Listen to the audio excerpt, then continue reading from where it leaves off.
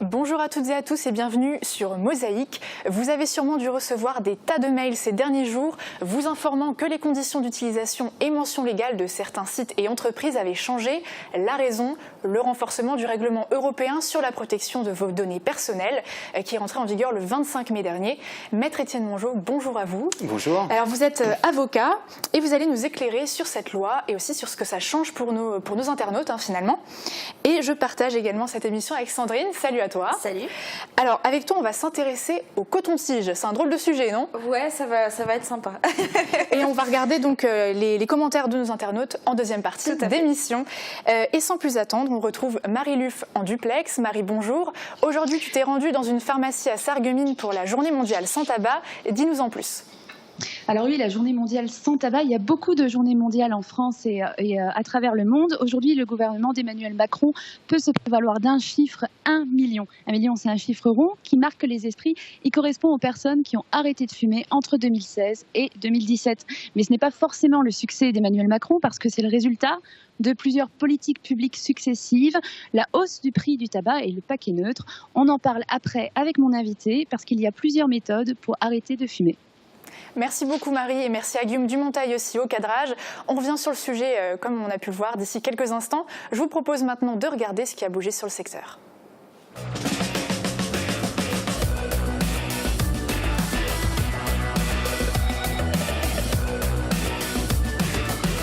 L'Aglo booste le très haut débit. Lycée Simon-Lazare, importante réorganisation. Depuis 2010, les apprentis boulangers-pâtissiers travaillent dans des bungalows installés au cœur du lycée Simon-Lazare. La situation ne durera pas. La cantine scolaire va déménager après travaux dans les anciens locaux du CFA, ce qui va libérer l'espace. L'ensemble du projet devrait avoisiner les 1,5 million d'euros. Erza, notre star locale, quitte les Kids United. Depuis quelques mois, elle avait déménagé avec sa famille à Paris. Ses amis du groupe ayant progressivement quitté l'aventure, elle choisit de prendre de la distance. Bonne élève, en 5e, elle va continuer ses études et compte bien sortir plus tard un album solo. Concert des chorales des collèges, 250 élèves chantent « C'est beau la vie ». Le chant est un vecteur d'épanouissement. Allez voir sur scène hier à l'Hôtel de Ville, on ne peut que donner raison au ministre de l'Éducation nationale, Jean-Michel Blanquer, mise sur les chorales pour permettre aux élèves de prendre confiance en eux et en leur réussite. Et une première réussite applaudie par une salle comble et comblée. En bref, il aurait pu entraîner la B du FC Metz ou l'équipe de Sarre-Union, mais Sébastien Meyer choisit de continuer au SFC. Le guide Goemio récompense chaque année dans les régions les chefs les plus talentueux. Il met à l'honneur dans son guide Stéphane Schneider, chef de l'auberge Saint-Walfried à Sarreguemines. Ce soir, le maire de Frauenberg sera reçu par Emmanuel et Brigitte Macron pour son implication en faveur du patrimoine local. Une conférence sur la sclérose en plaques proposée par 2 étudiants hier, Romain Muller et Lohan Beum, pouvaient être fiers. Ces 2 élèves en première année de GACO ont organisé une rencontre entre le public et le neurologue Guillaume Matet du CHRU de Nancy. La sclérose en plaques touche aujourd'hui 3 fois plus de femmes que d'hommes. On ne sait toujours pas quelles en sont les origines. Alors Sandrine, est-ce que tu as entendu les orages qu'il y a eu hier soir? Alors je les ai non seulement entendus et vus, mais je les ai aussi filmés. Alors moi je suis un petit peu une reporter de l'extrait. Reporter de l'extrait. Je suis un peu une fan de tout ce qui est orage, éclair. Je trouve ça hyper impressionnant. Du coup j'en ai profité hier soir pour faire quelques images parce que je trouve ça vraiment trop beau et voilà. Ah, on le voit, c'est assez impressionnant en effet. Mais alors on va peut-être voir si le temps change, si ça s'arrange ou si alors il faudra quand même prendre le parapluie demain. Avec le Crédit Mutuel, partenaire des grands événements sportifs.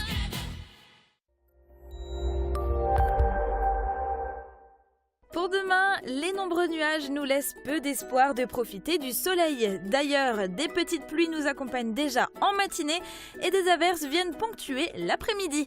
Les températures sont au plus bas de la semaine avec de 13 à 15 degrés le matin et seulement 20 à 22 degrés l'après-midi. Demain, nous sommes le vendredi 1er juin, nous fêtons les Justins. Le soleil nous accompagnera de 5h31 à 21h28.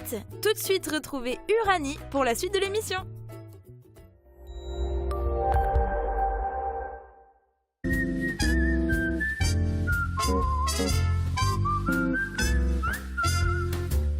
Oseo Cuisine, un service personnalisé avec des prix imbattables toute l'année. N'achetez pas votre cuisine sans passer par Oseo Cuisine.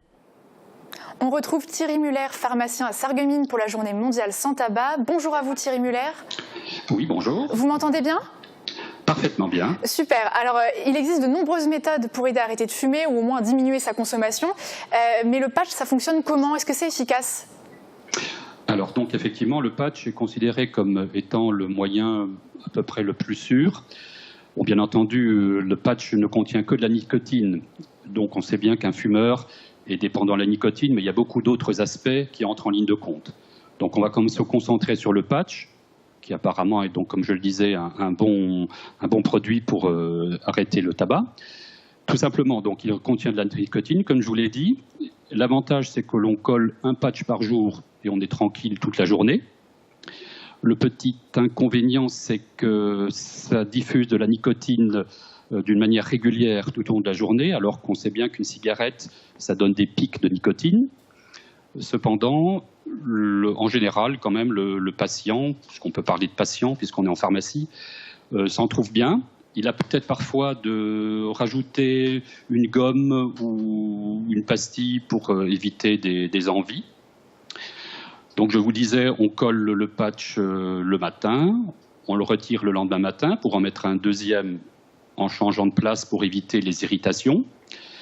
Alors ce qui peut se passer, c'est que le soir, avoir un patch de nicotine, ça peut induire quelques insomnies. Oui, il y a quand même des effets secondaires finalement à utiliser cette méthode. Oui, bien sûr. Il y a des effets secondaires, comme je vous le disais. Donc l'insomnie, c'est le plus fréquent. Donc on retirerait le patch le soir, par exemple. Et alors on parle de remboursement de ces patchs-là. Alors comment ça va se passer ? Quelles sont les nouvelles mesures qui vont être prises par le gouvernement ? Alors les nouvelles mesures sont très simples. Le patch nicotinique va être considéré comme un médicament remboursable comme les autres.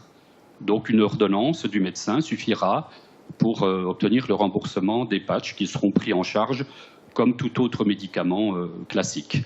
Et c'est pour tous les types de patchs ? Je ne sais pas s'il en existe différents. Alors, oui, il existe plusieurs marques, bien entendu. Pour l'instant, une marque a obtenu le remboursement, mais il est clair que toutes les autres marques vont suivre. C'est qu'une question administrative maintenant. C'est acté, donc ça va passer dans les semaines à venir. Très bien, merci beaucoup d'avoir répondu à nos questions. Bonne journée à vous. Mais je vous en prie, merci à vous. On continue ce journal au lycée professionnel Simon Lazare. La cantine du campus va déménager, mais pas très loin, puisqu'elle va investir le bâtiment vide depuis septembre dernier, après la délocalisation du CFA. Les travaux de réhabilitation ont déjà démarré. Regardez. Phase de démolition en cours. Anciennement utilisé par le CFA du lycée Henri Nominé, ce bâtiment doit accueillir d'ici la rentrée 2019 la demi-pension et les plateaux techniques du lycée Simon Lazare. D'où les travaux de réaménagement démarrés depuis peu. Un projet qui ne date pas d'hier et qui devait au départ inclure le CFA. Nous avons changé, oui, effectivement, mais après concertation, après discussion. Les 5 millions d'euros que nous avons mis sur cette demi-pension sont restés pour rénover complètement le bâtiment. Il a fallu d'abord que le CFA qui occupait les locaux puisse intégrer les locaux au lycée Nominé, ce qui donc est fait. Et la région, dans la foulée, a démarré immédiatement les travaux qui, donc, comme vous le voyez, sont en pleine évolution. Sur le chantier, une quinzaine d'ouvriers s'affairent. Il s'agit d'une réhabilitation assez conséquente pour faciliter par la suite le déménagement de la cantine. Outre l'aspect esthétique, ces travaux doivent permettre l'amélioration des conditions de vie au sein du lycée, un critère essentiel au vu des problématiques actuelles. Nous travaillons avec une cantine, un restaurant scolaire qui propose plus de 400 repas par jour dans des conditions d'étroitesse remarquables. Donc ça va être beaucoup plus confortable pour nos élèves et nos personnels de manger dans un restaurant scolaire adapté à l'effectif tel que nous le prévoyons pour la rentrée 2019. En moyenne, ce sont 450 élèves du lycée, mais également du collège Fulrad qui viennent se restaurer tous les jours. Il reste encore des travaux avant de les accueillir. Prochaines étapes, la réfection des dalles et la pose de la nouvelle toiture. Mais que faire du local actuel une fois que la cantine scolaire aura été déplacée? Eh bien, ce sont les apprentis boulangers-pâtissiers qui vont être contents. Exit les bungalows puisqu'ils pourront récupérer cet espace pour leurs ateliers d'ici 2020. Plus d'explications dans ce reportage. Ils ne s'en plaignent pas, mais sont tout de même contents de pouvoir les quitter. Depuis 2010, les apprentis boulangers-pâtissiers travaillent dans ces bungalows installés au cœur du lycée Simon-Lazare. Si à l'époque le rectorat et la région avaient choisi ces structures modulaires par manque de place, aujourd'hui le nouvel espace est tout trouvé, le lieu où se trouve la cantine scolaire qui doit déménager d'ici septembre 2019. La région a budgétisé, financé sur 2 millions d'euros ces plateaux techniques pour permettre justement aux apprentis boulangers ou pâtissiers d'avoir un nouvel espace qui est complètement actualisé. Les élèves devraient bénéficier de 518 mètres carrés de locaux, dans l'idéal, dès février 2020. Et puis il y aura la possibilité simultanément d'avoir 2 équipes d'apprentis. Une trentaine d'élèves pourront bien préparer leur avenir dans ces nouveaux locaux avec ces nouveaux plateaux techniques. De quoi offrir aux apprentis des conditions de travail nettement améliorées et également d'apporter une image différente de la vie au lycée. Je pense que ça va modifier complètement l'aspect de l'établissement puisque ce sera un campus un peu différent. Les bungalows disparaissant, l'espace entre le bâtiment 1 et le CDI va être totalement réaménagé également. Cette restructuration devrait coûter 1 440 000 € et le lycée Simon-Lazare n'attend pas la fin des travaux pour penser à d'autres projets, comme par exemple le réaménagement de l'internat. Les scolaires ont quitté les bancs de l'école hier, plus de 1200 enfants au départ, 70 à l'arrivée. Le challenge interécole de la piste d'éducation routière s'est terminé hier pour le territoire de la Casque. Les enfants qualifiés pour la finale de l'agglo ont réalisé plusieurs exercices avec une météo particulièrement clémente. Un reportage de Alona Grune et Guillaume Dumonteil. La crème de la crème. Hier après-midi, dans le parc de l'hôtel de la communauté, les meilleurs élèves du challenge interécole de la piste d'éducation routière étaient réunis. Il y avait les premiers de chacune des 47 classes de cours moyens situées sur le territoire de la communauté d'agglomération, plus les 23 suivants, soit 70 élèves en tout. Pour établir un classement et sélectionner les 7 meilleurs d'entre eux qui participeront à la finale départementale le 20 juin à Thionville, plusieurs ateliers étaient proposés. Les qualités de cyclistes et de secouristes des écoliers étaient notamment évaluées. Il s'agit d'un rendez-vous traditionnel, instructif et convivial, notamment lorsque la météo est de la partie. Et on termine dans la bonne humeur avec les chœurs de Moselle-Est. Ils chantent ce soir sur la scène de l'hôtel de ville de Sarreguemines. 5 chorales de collégiens se sont regroupées avec 250 élèves sur scène. Guillaume Dumonteil a assisté hier soir à la première représentation de leur spectacle. Il est rare de voir autant d'artistes réunis. Ils sont près de 250 en tout, issus des collèges Fulrad, Himmelsberg et Jean Jaurès de Sarreguemines, ainsi que des établissements scolaires Robert Schumann de Homboureau et Jean Settlinger de Rohrbach-les-Bitches. Tout au long de l'année, dans leurs collèges respectifs, ils apprennent les chants et les chorégraphies proposées à l'occasion du concert annuel des chœurs de Moselle-Est. Hier soir, mais également ce soir, ils chantent tous ensemble devant un public nombreux et ravi. Le thème de cette année, c'est Beau la vie.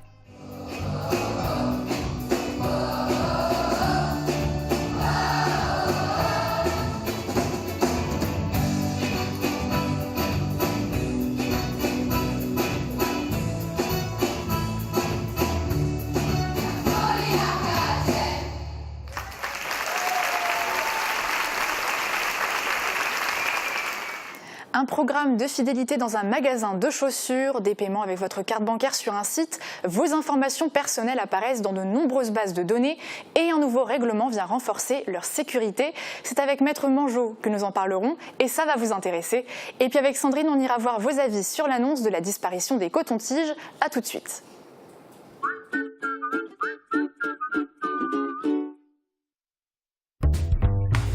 Les beaux jours sont de retour. Avec La Vie Claire, je fais ma cure de jouvence.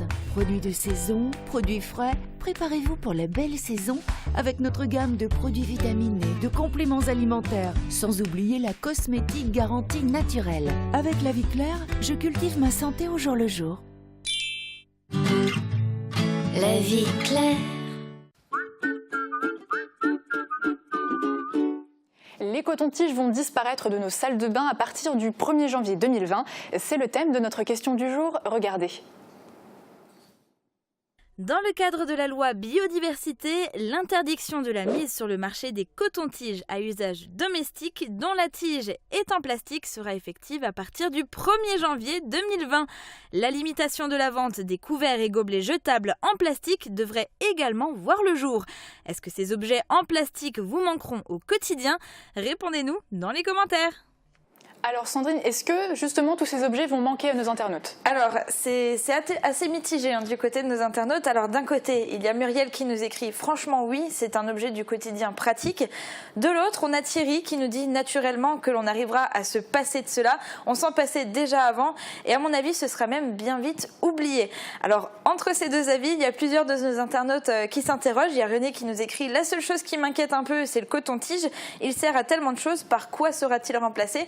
Alors Christophe tente de lui répondre en disant des cotons-tiges avec tiges en bois comme un cure-dent, c'est possible. Et Isabelle nous dit moi c'est surtout les pailles qui me manqueront.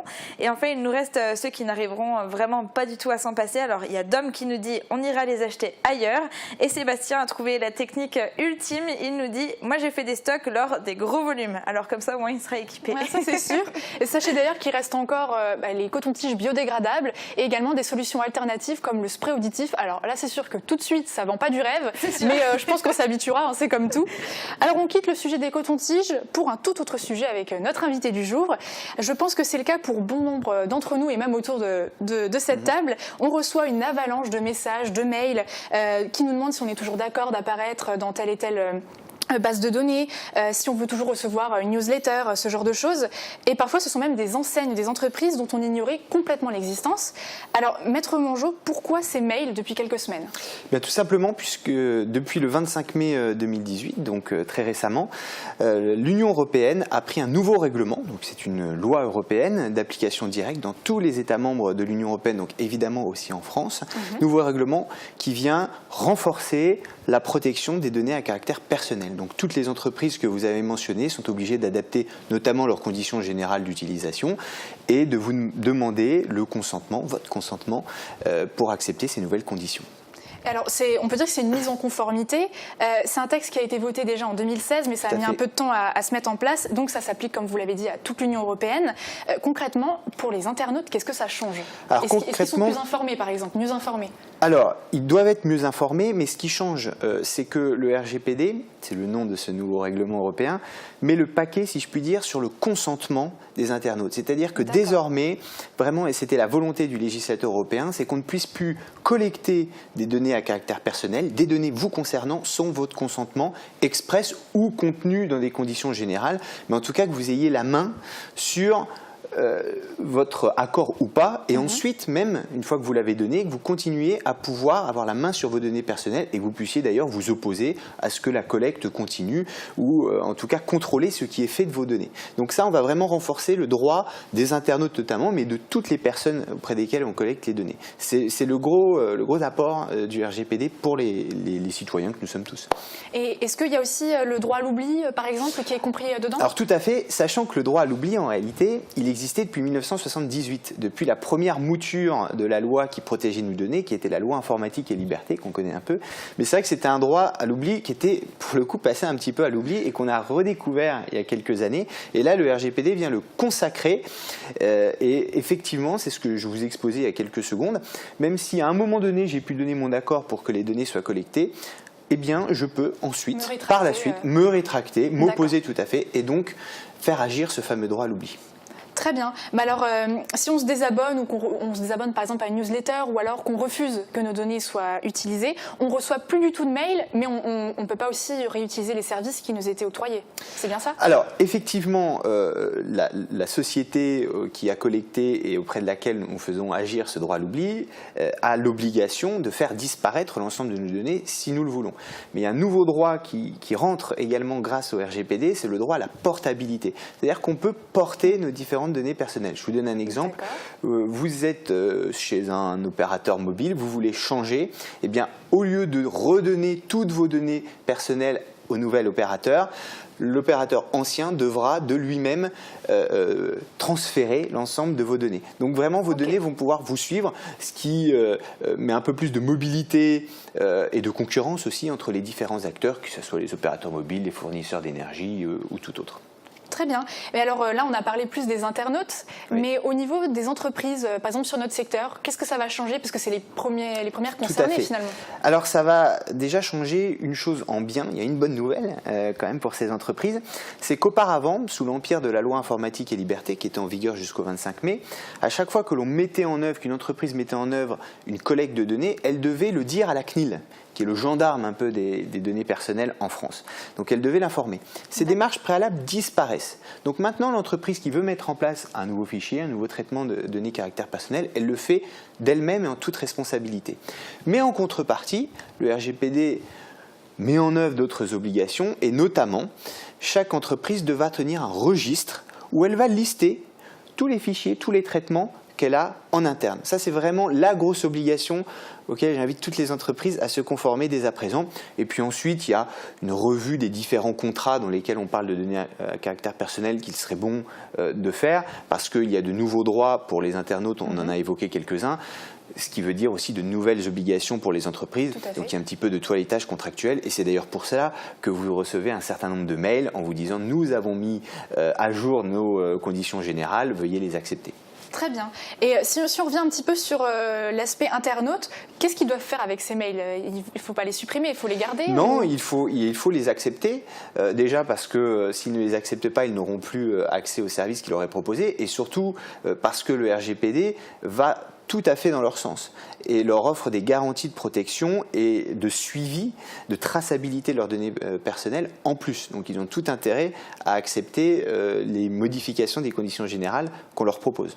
Mais alors là, on peut se poser une autre question parce que depuis tout à l'heure, on parle de données personnelles, mais à quoi elles servent finalement? Parce qu'on pourrait se dire, c'est seulement mon nom, mon prénom, mon adresse, si j'ai une carte de fidélité, mais à quoi elles servent ces données-là? Alors déjà, ce qu'on entend par données personnelles, c'est beaucoup plus que le nom, prénom, coordonnées. En fait, ça peut être tout type de données, dès lors que derrière ces données se cache une personne physique. Donc même un numéro d'identification qui pourrait ne rien nous dire à première vue, si derrière elle sert à identifier une personne physique, c'est une donnée personnelle. Les données de géolocalisation par exemple, la vidéosurveillance. Donc on voit que c'est énorme en réalité.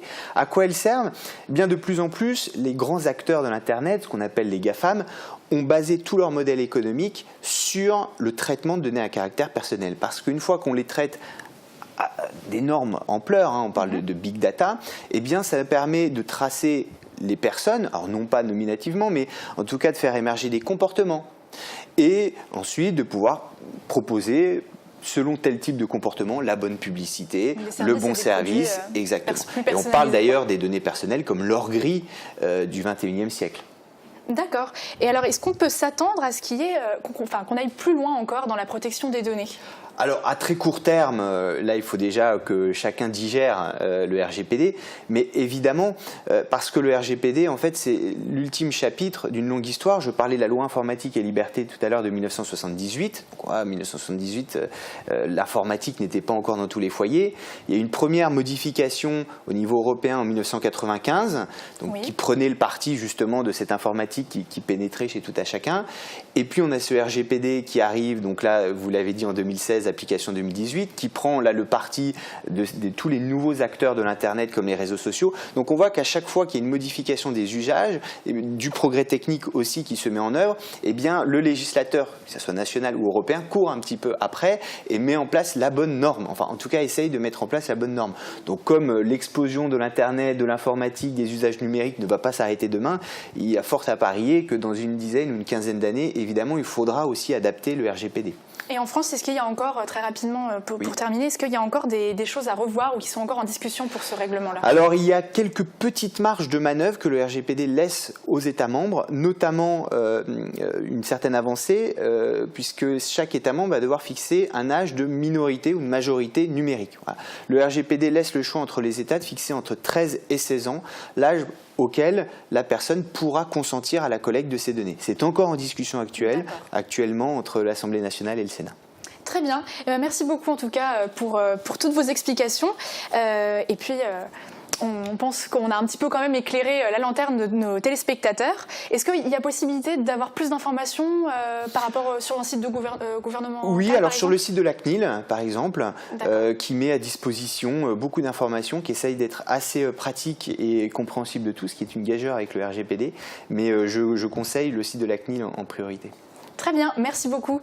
Et si on pensait déjà au week-end avec toi, avec Sandrine, tu as beaucoup de bons plans et on commence avec un événement incontournable à Sarreguemines. Oui, alors on en parlait lundi dans notre émission avec nos invités, c'est évidemment la fête du sport qui sera vraiment l'événement phare de ce week-end avec comme chaque année de nombreux clubs sportifs et de nombreuses animations également sur l'esplanade du casino, avec en parallèle aussi la Sarregueminoise qui partira du casino dimanche. Alors vous pourrez retrouver tous les renseignements sur cette grande fête sur le site internet de la ville, www.sarreguemines.fr. Et alors on reste à Sarreguemines pour la deuxième sortie avec un rendez-vous au jardin. Oui, alors c'est un week-end qui s'annonce bien chargé pour le Moulin de la Blise. Il commencera ce vendredi à 18h avec le vernissage de l'exposition au four et au moulin, suivi d'une ouverture nocturne jusqu'à 20h.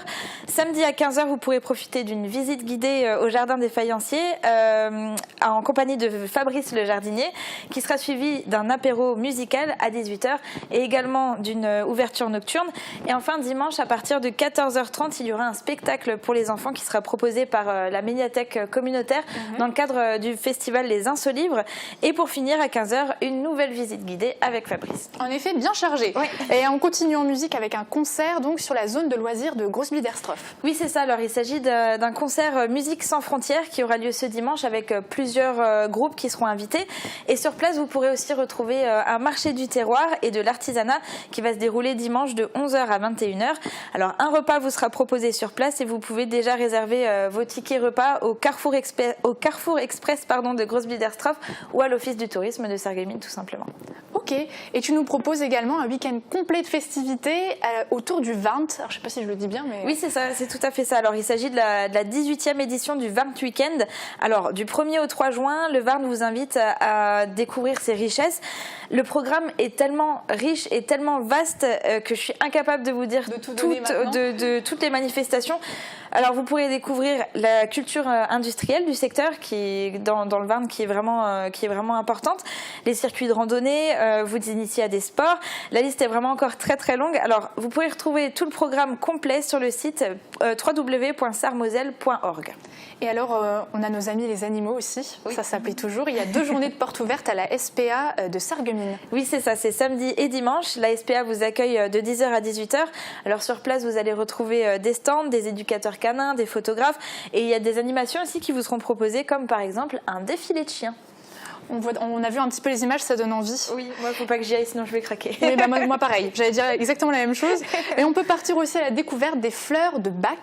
Oui, c'est ça. Alors, c'est l'Office du tourisme qui vous invite à une sortie nature et découverte des fleurs de Bach dans la forêt du Sitterswald. Alors, vous serez accompagné par 2 guides cette fois-ci. Il y aura, comme d'habitude, Michel Greff, qui est botaniste et photographe naturaliste, et Emmanuel Picot, qui est naturopathe et conseillère en fleurs de Bach. Alors, le rendez-vous est donné à la passerelle du parking du centre nautique ce dimanche à 14h. Le tarif est de 4 € par personne et les places sont comme d'habitude limitées, alors pensez à vous inscrire auprès de l'Office du tourisme.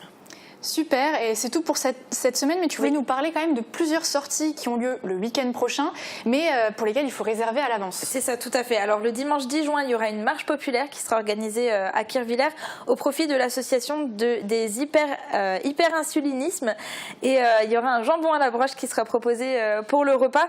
Alors sur réservation évidemment, avant le lundi 4 juin.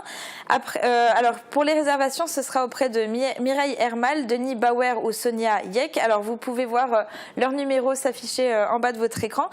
Et sinon aussi, il y a toujours le dimanche 10 juin, il y aura les amis du Guttebrunne de Silsheim qui vous invitent à la traditionnelle fête du lavoir. Les inscriptions pour le repas se feront auprès de Monsieur Lang, Monsieur Neubauer ou Monsieur Ledig, dont les numéros s'affichent également en bas de votre écran. Tout plein d'informations, merci beaucoup Sandrine. Je pense qu'il y a de quoi faire, en tout cas pour ce week-end et pour les prochains jours. Et si on prenait maintenant un petit peu de hauteur, aujourd'hui on vous propose de survoler le monde agricole et le monde aussi des producteurs locaux. Vous allez voir des images de Marc Huder et Julien Tesser sur un récit de Catherine Henrich. Une terre fertile et nourricière, c'est encore le cas du territoire de la communauté d'agglomération Sarreguemines-Confluence. Plus de 80 exploitations agricoles cultivent de vastes paysages. Les exploitants associent pour la plupart culture et élevage, mais l'on compte quelques exploitations spécialisées, notamment dans l'élevage de vaches laitières. Le pays des lacs, les vallées fertiles de la Blise et de la Sarre ont une vocation agricole depuis des siècles. Sur tout le territoire de l'agglomération, pas un village n'est dépourvu d'espaces cultivés. Et même à Sarreguemines, on peut croiser un tracteur. Aujourd'hui, certains agriculteurs ont choisi de se rapprocher des consommateurs en développant la vente directe à la ferme. C'est le cas de l'EARL de l'Albe qui vend viande et charcuterie bovine au Val de Guéblange. Même démarche à la ferme Gladel à Roulin qui, elle, développe aussi l'élevage porcin. À Houndelin, la ferme de la Charmie a choisi de proposer une palette de produits bio. Œufs, viande, huile, farine et légumes sont produits et vendus à la ferme.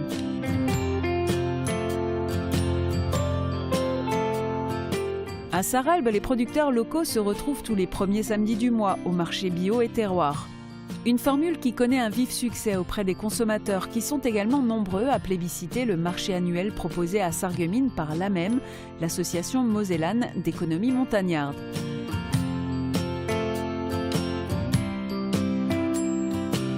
En parallèle, on ne compte plus les nouveaux apiculteurs, amateurs ou professionnels qui eux aussi participent au développement du marché local. N'oublions pas les vergers collectifs qui ont fait naître plusieurs ateliers jus de pommes et distillation dans les villages et des arboriculteurs expérimentés. Sur le territoire de la communauté d'agglomération, on sait depuis des siècles tirer le meilleur de ces espaces fertiles. Et sur ces belles images, on termine notre émission. Maître Mongeau, merci beaucoup d'avoir été présent avec nous ici et surtout d'avoir répondu à toutes nos questions parce qu'on en avait besoin de ces éclairages. Sandrine, merci à toi également d'être présente avec nous aujourd'hui. Puis à très vite. Et merci à vous de nous avoir suivis. Passez une belle journée et à demain.